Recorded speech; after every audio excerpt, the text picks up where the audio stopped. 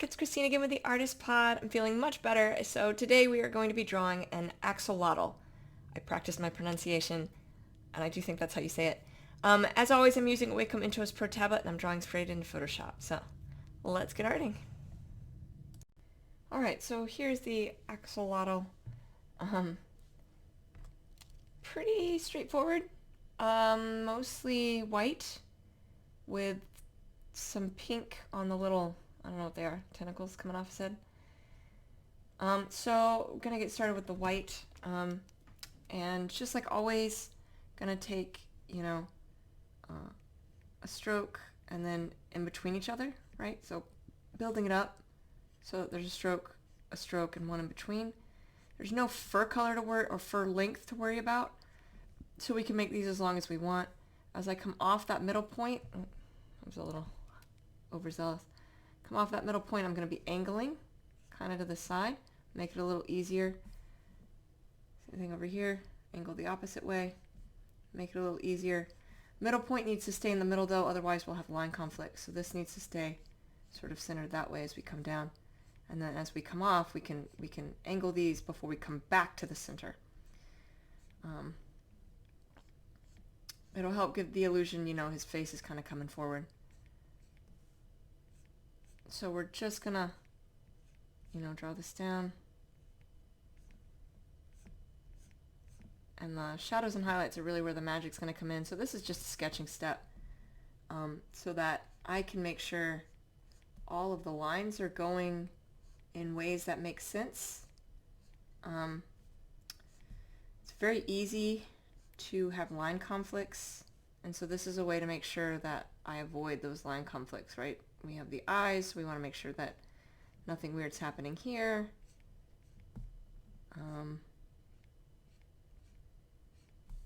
Same thing on this guy. Eyes are important on all animals. As humans, we are drawn to eyes, so that's where we will look first. So I'll be a little bit more careful there. Otherwise, just sort of bringing it down, right? Coming down to the middle, so then we have his mouth, which means we're going to need to stop the lines and then restart them. And just the act of stopping the lines will be enough to indicate to us, as long as we keep the shadowing matching that, it'll be enough to indicate to us that there's a gap here. Pretty cute.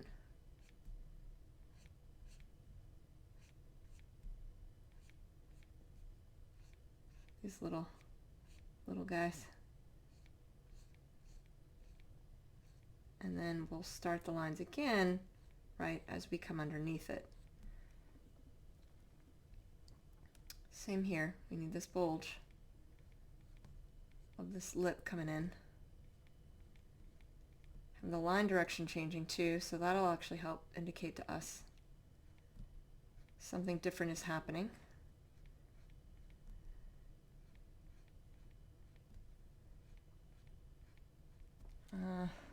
Sometimes you get a little overzealous. Without the fur, it's a little, you need to stick a little bit closer to the edges. It's okay to not be perfect, but, needs to match it a little bit. And then, right, this kind of comes underneath, but we still need this middle line. Without that middle line, there'll be line conflicts. That's why I keep doing it. And we can have these come up.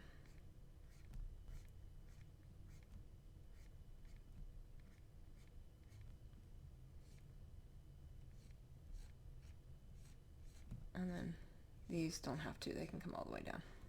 Just like we did on this side, right? Comes all the way down. Alright, so that's step one. And we have these tentacles. I'm going to go ahead and draw some white through them, but we will be adding pink. It seems like the color can vary. Pink, red. We're going with a more of a pinkish. Let me get there. And then all the little tentacles coming off. Huh.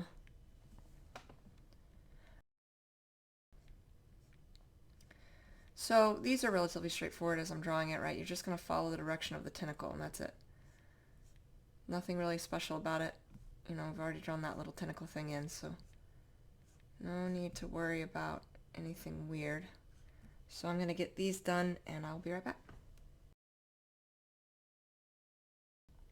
Now I'm going to draw in just a little bit of these. It's going to be a lot of them. I'm going to make them, they seem to kind of float, I guess. They're like responsive to the breeze, to the currents of the water, to the breeze. Kind of what's happening, I guess. So I'm not putting a ton of pin pressure for these. I'm just adding a bunch at the end, and I think that's just how we're going to do it. So if I take that off, yeah, at least right now, seems to work. Just sort of, you know, going up the edges. Such an interesting little guy. So relatively easy. It's just drawing on that edge. Can make them longer. It doesn't seem like there's any uniform direction to have them. They also seem more white, so I'll probably keep these in white, whereas I don't know if they're called tentacles. I'm calling them tentacles. The tentacle things that this guy has, if those are actually pink or more pink, and these little guys coming off are white. Translucent is really kind of how they look, but it's going to be easier to do them in white. Sometimes I'll do some translucent effects when I'm drawing, you know, bugs, butterflies, or not butterflies, dragonflies, or something else. Less likely to do it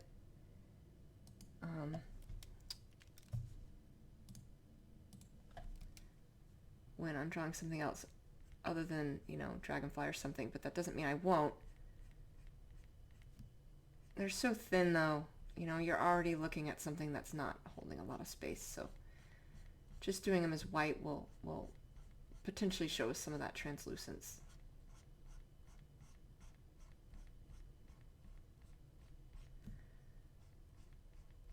Yeah, this is relatively easy, relatively straightforward. These little guys coming off. It's almost like doing fur, except it's, you know, only on the edges. At least I think it is.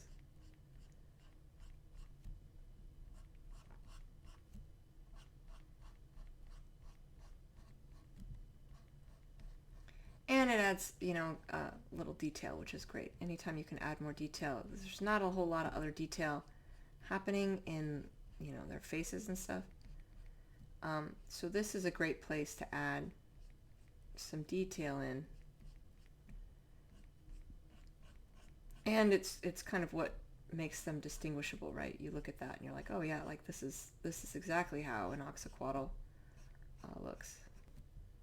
Maybe not exactly, but you know what I mean.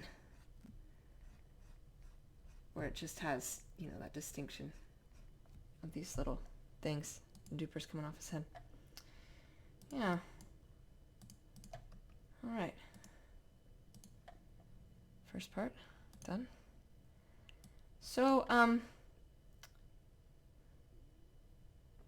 feel like with the white done, I won't really need to add the pink until I'm adding the highlights and shadows.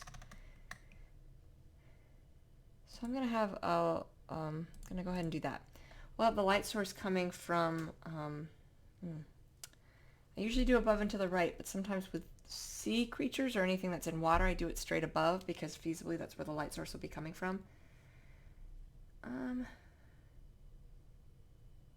I'm always more comfortable when it's off center though. I'm going to do it above and to the right. So we'll have it coming in over here. Maybe a little bit more centered-esque. Maybe more like here and coming in. Still off to the right, but not as much where it's still kind of above. So not behind. I never do behind because then, and you can depending on your light source, but consider that if your light source is behind, what you're going to have is like a silhouette of light here. And then this is in blackness. And so it won't do a really good job of illuminating my subject. And if it's on like an extreme, like on the side, what happens is you get like an extreme highlight, and as soon as it comes over here, you're going to have extreme blackness. So above and to the right is typically the best way to show a subject and add some dynamic shadows and highlights. And that's why I usually choose that above and to the right or above and to the left. You can certainly do it from below or above, straight below and above, just keeping in mind that just like with the side, right, you're going to have an extreme highlight, and when it comes, you know, this bends over, this is going to be an extreme shadow or vice versa. So even with that, all edges are in shadow. So I'm going to add some shadow, and to do that I'm just putting light pin pressure, nothing big. I'm putting the sketch layer back on because I want to make sure my lines are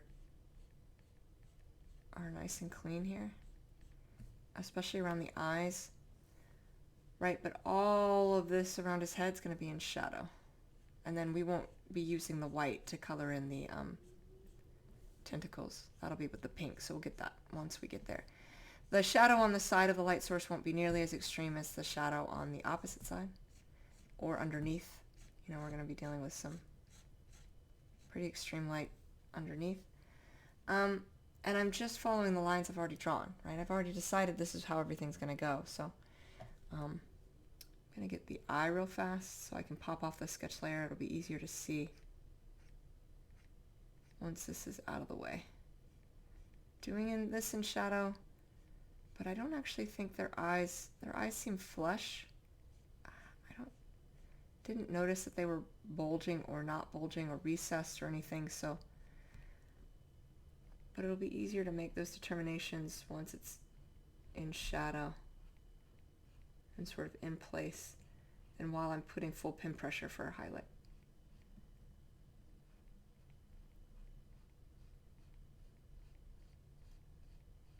And then I can pop the sketch layer off because that's going to help make sure it's nice and clean.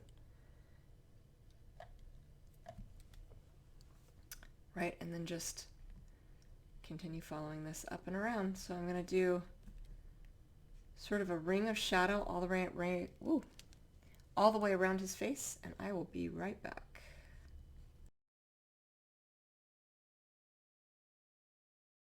So now that we have that kind of ring of shadow, I'm going to deepen the shadow on this side. Not by a whole lot,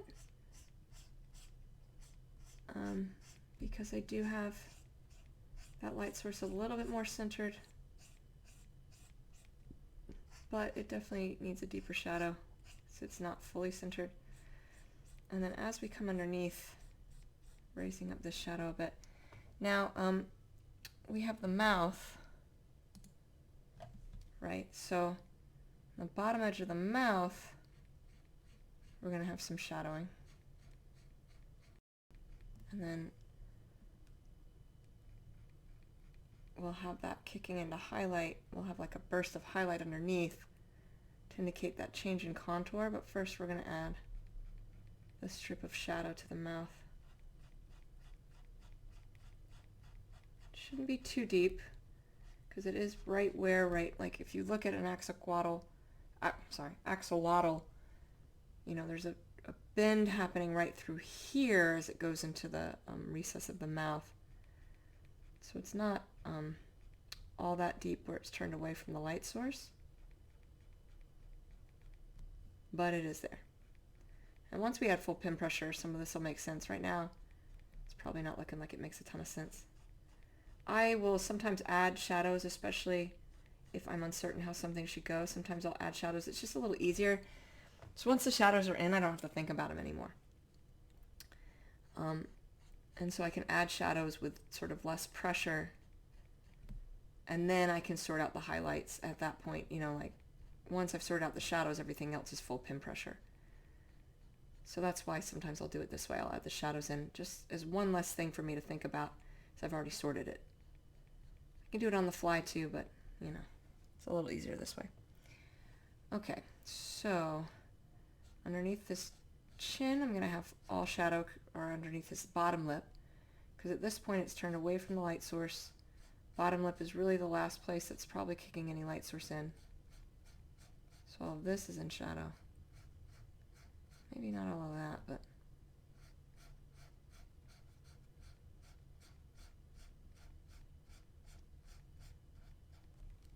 alright, so as we take that off, this is how we're looking so far.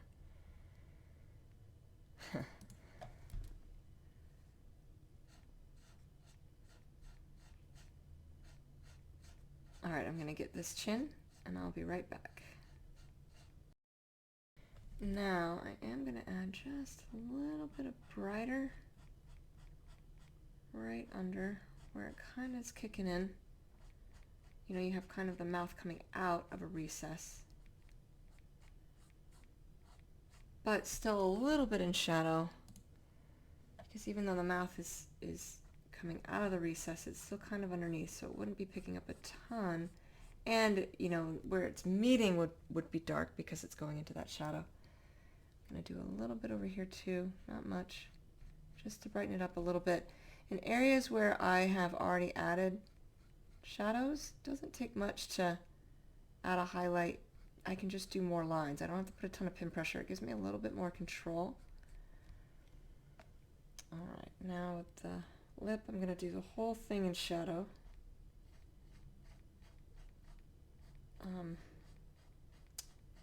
That's just going to be easier for me to do it in shadow before I add in the highlights. Sometimes I'll do that too, because there's going to be this rounding away that's happening, right? So I want to make sure that's showing up nicely.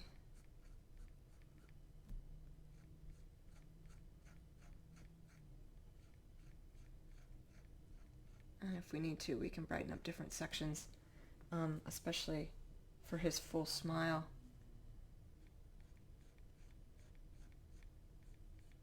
So I'm going to get the lip, and I will be right back. Okay, so now we're going to add some highlight here, right? So we're going to have some highlight coming in. And I don't have to put a ton of pin pressure. I am putting some though, but it doesn't have to be a whole lot. And then I kind of want this, I want to make sure this kind of blends in as it comes down, right? I don't want this to be a jarring transition. I want this to be a nice blended transition from highlight to shadow. And bringing that over. So still following those lines. I've already drawn them out. It's probably a little deeper than I meant to go. That's fine.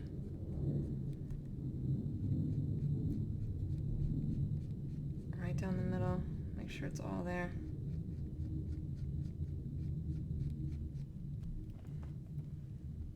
Kind of looks like he's pouting.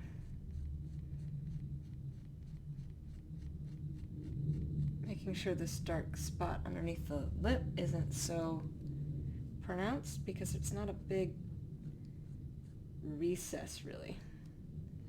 Still pulling that over. We'll have a little bit of shadowing as we come to the far side over here, but not quite yet. Backing off just a little bit at this point though.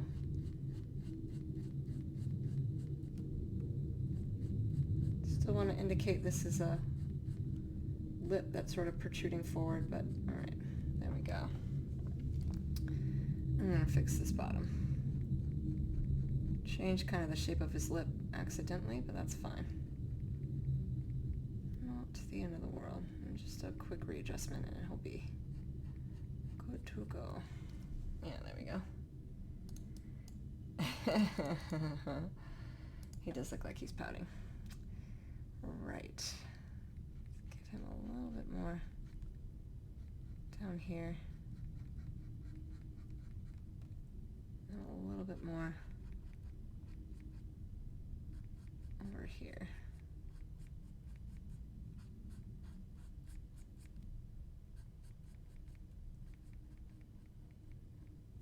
All right. Now, everything else will be full pin pressure. So coming in here, just putting that full pin pressure in and really building it up. And we'll need to work on blending wherever it's going into those shadows. Just following the lines, right? We've already done them. And now with the shadows in place, the rest of this should be relatively straightforward. With the exception of the eyes, I haven't quite decided if I'm going to leave that shadow around the eyes. I don't know that I see one when I look at pictures of them, but... And see, it's not the end of the world if I have to brighten up a little bit in an area that's shadowed in order to blend this. But I'm much more likely to do that on a side that has highlight, like the top of his head or the right side, On the left side, I've left myself some room, so we shouldn't be sort of jammed in the corner like that because of the shadow, how much shadow there will be.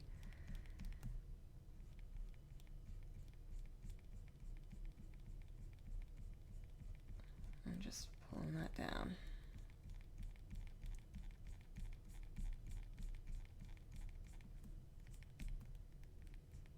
And the trickiest parts of this left, of what's left, is blending the shadow and highlight. I'm going to pull this down, leaving a little bit of shadow, but I don't think there's as much as what I did. What's nice about doing it this way is you kind of already see how the shadows and highlights are playing with each other. Right, not much of an edge, so I want to be careful so that I can blend it. And when I blend it, I'm just putting light pin pressure in an area that's already shadowed to brighten up how the shadow's interacting. Because it's going to need to blend in, right? So that shadow's going to now need to be brighter because it runs right into highlight. It's not hard to do, but it is definitely something you want to do. So don't forget about it as you're drawing. Right, and around the eye, always be careful around the eyes. It's just on any animal, if we see an eye, we're drawn to it. I think a lot of animals are drawn to eyes. That's why some animals create fake eyes for themselves, right? So this is no different than that. As humans, that's what we look at first, our eyes. Whether it's another human or an animal.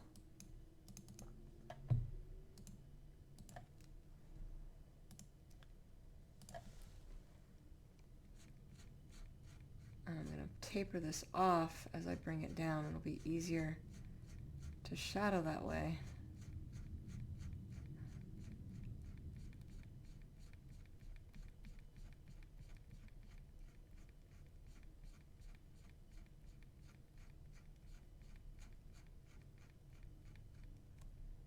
Right, just allowing that to taper out as the face rounds underneath and into the mouth.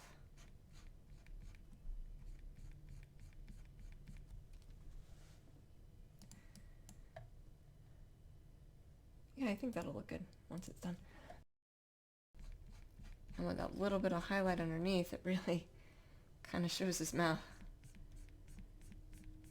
I want him to look like he's got a little bit of a smile.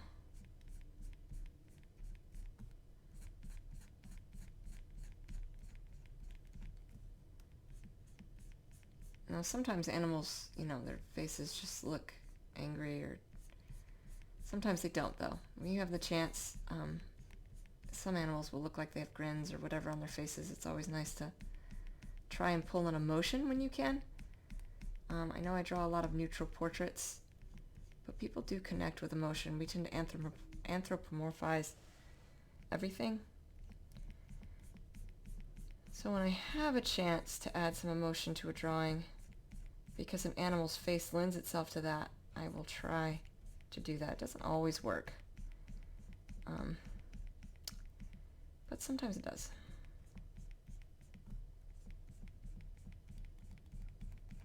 Alright, so if we pull back now that the right side is done, we get a sense for how that's going to go.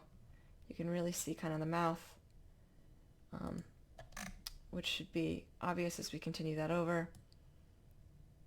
Might have to brighten up the lip, but I'm thinking the lip should be tucked back a little bit more as it's tucking underneath his body. So maybe not, or maybe a strip that's a little higher. I don't know, we'll see. And the eye, yeah, that turned out well. So we'll just keep going with that full pin pressure. I'm going to go ahead and fill in the rest of his face, and I will be right back.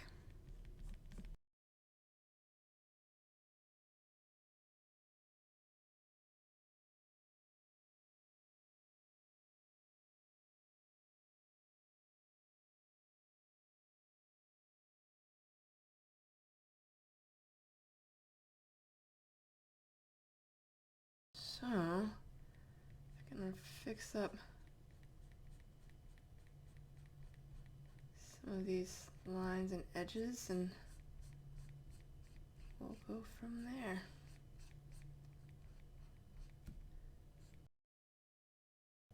Just looking at his eyes and gonna make a few quick corrections. Make sure that they look good. So they have kind of a dark section here, and I'm just gonna do that by putting less pin pressure.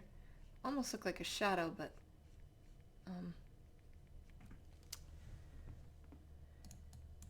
their eyes are dark too. I don't know that I'm really gonna draw much with the eyes. All right, well there's the first part, and now I'll add the pink.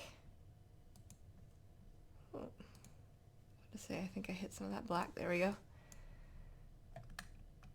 And then do these tentacles in pink and the little hair on the tentacles. I don't know what that would be in black and white. So, right, just like before, bearing in mind how shadows and highlights are doing, so underneath the tentacles, right down in here, this would be in shadow, because that's obviously facing away from the light source, it's facing down. So all of that would be in shadow. And then again, all edges are in shadow, so we're going to have just that little bit of the top in shadow.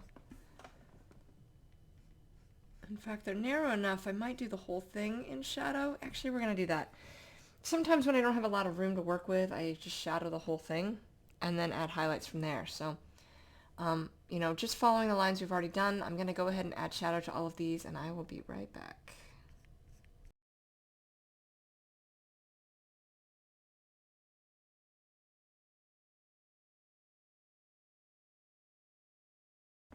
Now, we'll add highlight here, right? It's going to be up. And we'll fade this in, so I don't have to put more pen pressure here because I've already added shadow, which means all I have to do is add more lines. And it'll create the same effect as putting full pen pressure does. Just like adding less lines will also create more of a shadow. Gives you a little bit more control when you're adding something in, because you're not putting a ton of pressure, you're just sort of lightly adding some lines in.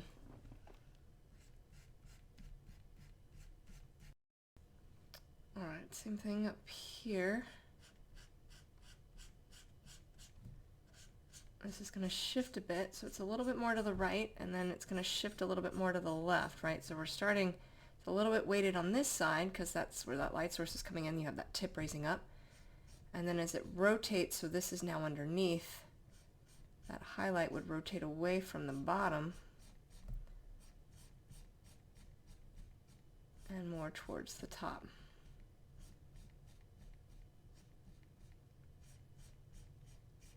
Still blending it though. Alright, then up here, it's going to be weighted more towards the right all the way down. That left side is turned away from the light source. So we're going to be more on this side. And pulling that highlight all the way up to the shadow on the head. So far on all of these. It's going to change a bit once we get to the other side, because the head will likely be blocking some of that highlight. But for right now, on the right side, on the side of the light source, not as much. Sure, it's nice and feathered in.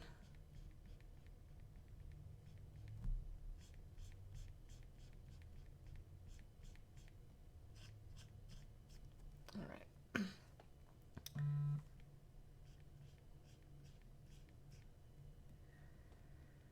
Now there's probably a little bit of blockage that's happening at the bottom. Otherwise, this will follow the same pattern the last one just did, right? That right side is going to have a little bit more highlight to it.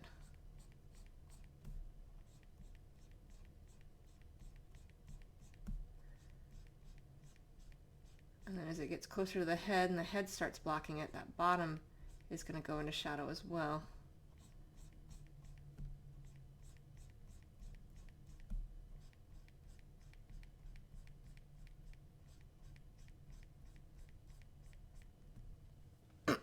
And then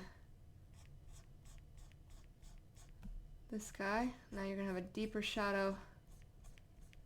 As we move in, you have the head here, so this whole connection point will be shadow. Right, so that won't make it all the way over. And then the last one, same thing. And then I'll fix some of the lines, go back through, make sure everything looks good. And an even deeper shadow than the other two. Let me make sure this is nice and bright. And fade as it comes over. Just making sure it's nice and bright. Once again, just sort of adding more lines. So that really pops.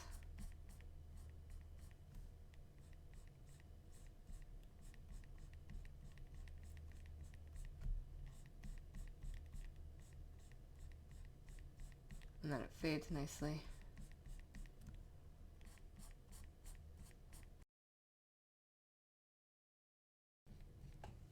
All right. Now, for the white things, we're just gonna sort of thickly line them up. I'm just gonna double check I'm on the right layer, which I am. So I can go in a lot of different directions, it looked like, with these. But probably need to follow some sense of it's, I'm sure, being moved by ocean currents or water currents or whatever. So keeping that in mind. Doesn't matter if it comes over. I'm sure they do. They're a little thicker than the single lines that I'm drawing them as, but it should still work. Backing off my pin pressure a little bit as I come down under here.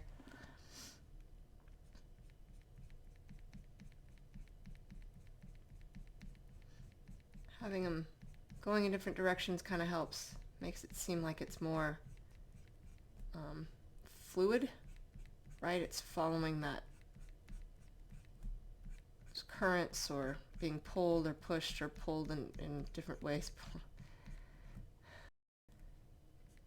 Once again, slowly backing off my pin pressure as I come under.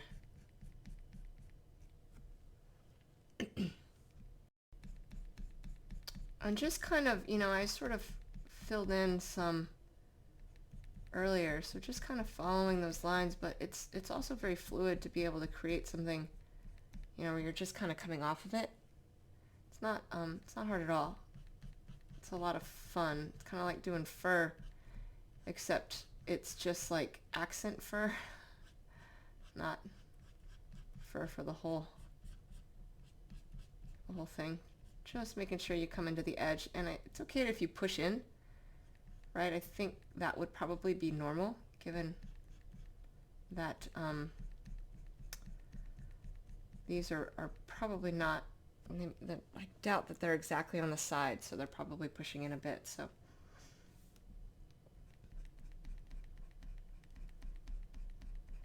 I'm not completely pushing all the way down with my pin pressure, but I am putting a little bit of pin pressure here. I'm not completely reserved. So, and then as you can see, I'm putting multiple lines. So don't be afraid to put a little pressure, but I'm not putting as much as when I was doing the full highlight down in here. Still pushing, just not as hard.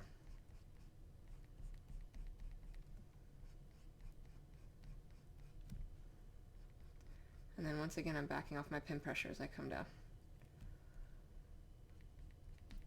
And a little bit down here as we're coming up out of the shadow. Right, so anywhere where there's the shadow, especially if it's blocked by the head or underneath, for sure. But because of the nature of them, I would say that, right, these guys underneath here, not as much. It's only when you're coming where there'd be a bigger shadow. Because kind of like with hair, they're kind of pushing out in all these different directions. So, you know, you'll be catching the light in weird ways that a solid object wouldn't necessarily be catching it quite the same way. Backing off my pin pressure, though, as I come down into here. This is all going to be shadow. And likewise, as you come up, being careful now, because now that I'm adding more lines, I might be accidentally adding too much of a highlight. Would be catching some here, though.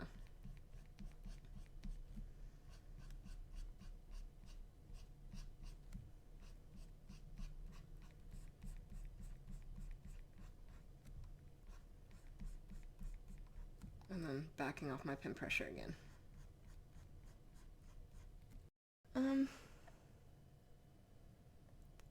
I am probably going to leave the eyes black, but I am going to add just a little bit of, just a few swipes of color here. I don't think it would actually be there, but it'll help indicate, you know, give it a little bit of a highlight. I'm not putting full pin pressure. Usually I do when I'm doing a light flare against the eye, but in this case, because of how their eyes are, I don't know that there would be a light flare against the eye necessarily.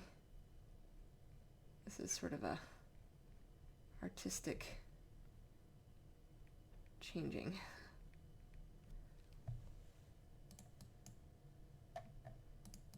Where it's catching just that little bit.